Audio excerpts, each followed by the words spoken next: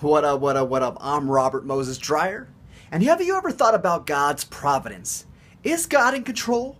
Or do our decisions ultimately play a role to our salvation?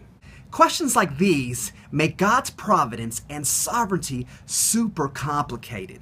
All Christians want to express the truth that God is in control, but at the same time, we certainly don't want to downplay that our decisions have consequences and a responsibility to them.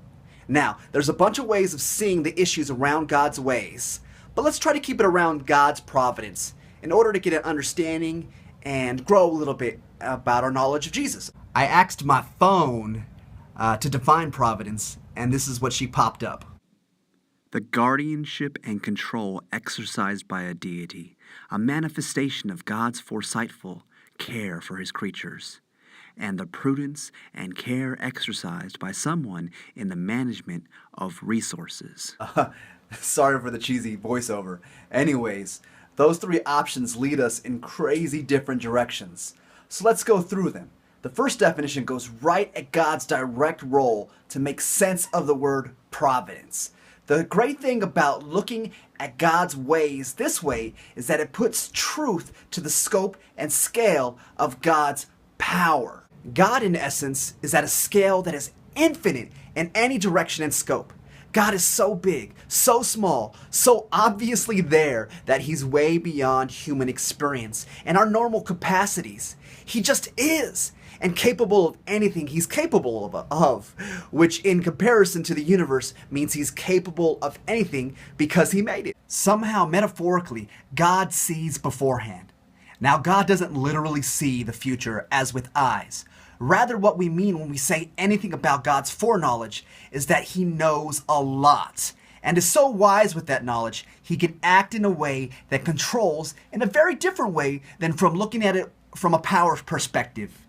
So there's God's power and his knowledge, and then there's the third definition. Here we're led to the human element. It's not about power or knowledge, but rather about responsibility to running things and responding to them. So to understand God's providence in any fruitful way, you'll have to take into consideration God's knowledge, his power, and your responsibility. The only question is, which one embodies the best answer to the question, is God in control of everything? I will leave you to decide on that one for your own, but I must give you a little bit of opinion. God doesn't control everything directly, because then life would be an illusion. Whose thoughts are in my head right now? Can I make any decisions freely? You see, if God controls everything through his power, then all other questions are fun, but pointless. So unfortunately, the Calvinist and determinist is led to a startling fact about false elements of their beliefs. God can't control someone to truly make free decisions. It just doesn't make any sense. And redefining the word freedom around the word wants is just redefining freedom to something it's not. Now don't get me wrong, the other end of the problem is hard too. For example, what is the distance between us and God? I'll help you out. Infinity! There's nothing we can do to ever deserve him.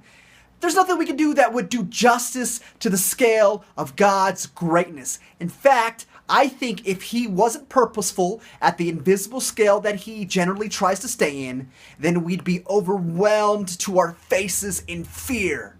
Anyways, the only option we haven't talked about here so far is mystery, which isn't embodied in the definition for obvious reasons. You see, mystery leads us to the fact that God may be beyond us at scales the imagination hasn't even ventured to yet. But Jesus has revealed everything about God.